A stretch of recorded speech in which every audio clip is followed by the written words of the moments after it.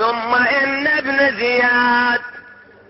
إن ابن زياد صعد المنبر فحمد الله وأثنى عليه، وقال في بعض كلامه: الحمد لله الذي أظهر الحق وأهله ونصر الأمير يزيد وأشياعه، وقتل الكذاب ابن الكذاب. فما زاد على هذا الكلام شيئا حتى قام إليه عبد الله بن عفيف الأزدي، وكان من خيار الشيعة وزهادها، وكانت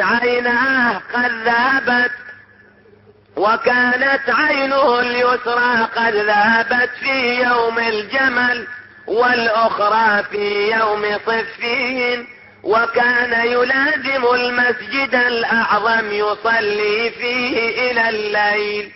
فقال: يا ابن مرجانة، إن الكذاب ابن الكذاب أنت وأبوك ومن استعملك وأبوه، يا عدو الله، أتقتلون أبناء النبيين وتتكلمون بهذا الكلام على منابر المسلمين؟ فغضب ابن زياد وقال: من هذا المتكلم؟